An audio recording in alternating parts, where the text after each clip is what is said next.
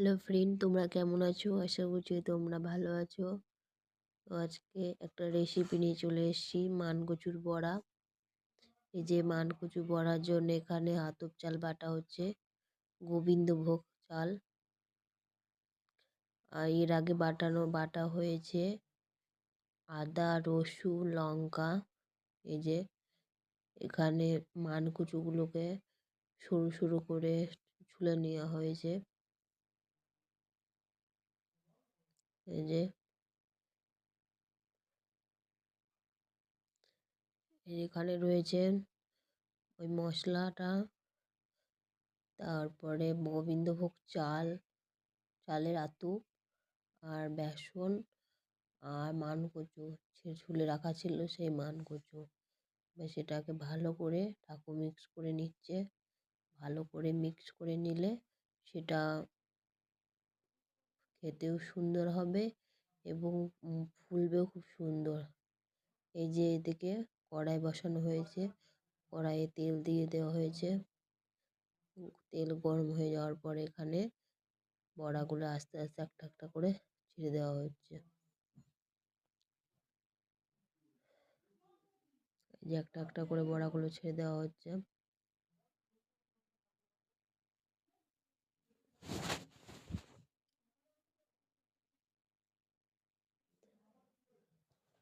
এই যে বড়াগুলো যখন লাল লাল হয়ে আসবে তখন বড়ার এই পিঠটা উল্টিয়ে নেব।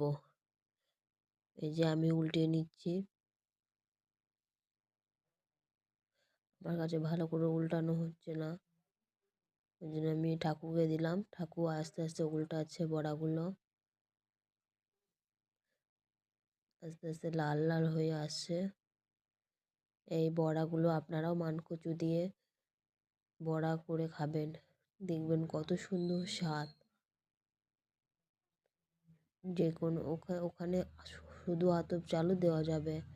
আমাদের বাড়িতে গোবিন্দভোগ চাল ছিল বলে ওটাই দিয়েছে। নর্মাল আতপ চালও দেওয়া যাবে। এই যে বড়াগুলো আস্তে আস্তে লাল হয়ে আসছে।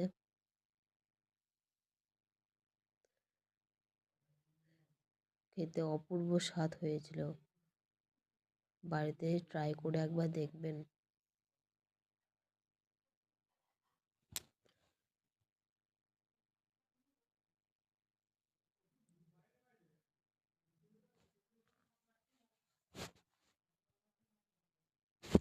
এই যে অনেকটাই লাল লাল হয়ে এলো। এই পিঠটা উল্টিয়ে দিচ্ছে ঠাকুর।